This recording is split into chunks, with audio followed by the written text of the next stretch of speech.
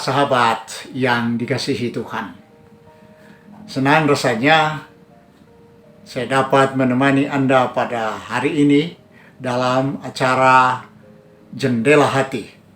Pada hari ini Sabtu 18 Oktober 2025. Saya Pendeta Emeritus Melanton Bombong dari GKI Taman Cimudut, Bandung.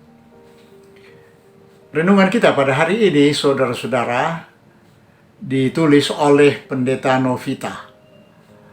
Dan temanya adalah Jubah Bartimeus. Itu diambil dari Markus 10 ayat 46 sampai 52. Sebelum saya membacakan, mari kita bersama-sama berdoa.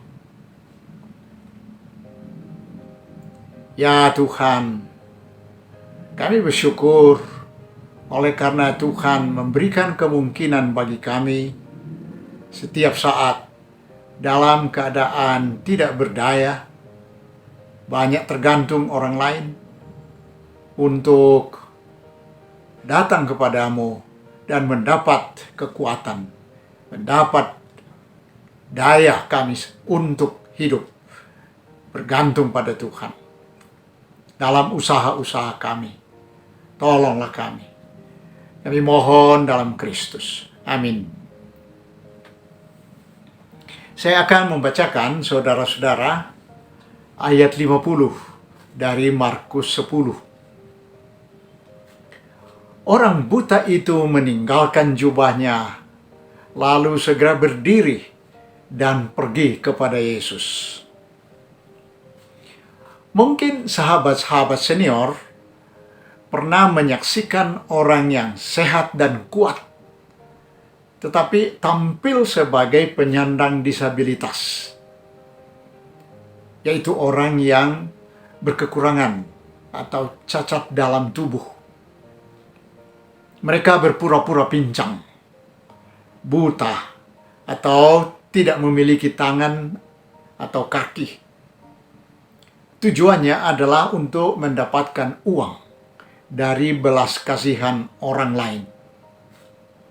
Sementara ada penyandang disabilitas yang sebenarnya tetapi berusaha untuk tidak mengemis. Mereka berusaha untuk mendapatkan uang dengan melakukan usaha yang lebih jujur.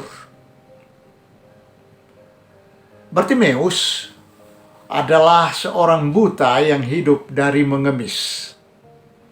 Setiap pagi, ia duduk di pinggir jalan dan menghamparkan jubahnya, berharap belas kasihan orang yang melemparkan uang untuknya. Namun Bartimeus mau berusaha keluar dari keadaannya. Pada saat ia mendengar bahwa Yesus lewat, ia tidak menyia-nyiakan kesempatan. Ketika akhirnya Yesus memanggil, Bartimeus pun menanggalkan jubahnya. Jubah yang selalu menemaninya mengemis dan telah menjadi bagian dari identitasnya. Jubah tersebut telah menampung uang hasil belas kasihan orang. Bartimeus memutuskan untuk meninggalkan hidup dari belas kasihan orang dan beralih kepada Yesus. Sahabat senior, jubah Bartimeus kadang ada juga di dalam hidup kita, yaitu sesuatu yang membuat kita merasa nyaman dalam ketidakberdayaan kita. Kita berharap dari belas kasihan orang lain. Namun Tuhan memiliki kuasa untuk menjadikan hidup kita lebih baik. Teruslah berdaya dan berkarya dalam hidup kita selama masih ada kesempatan. Mari kita berdoa.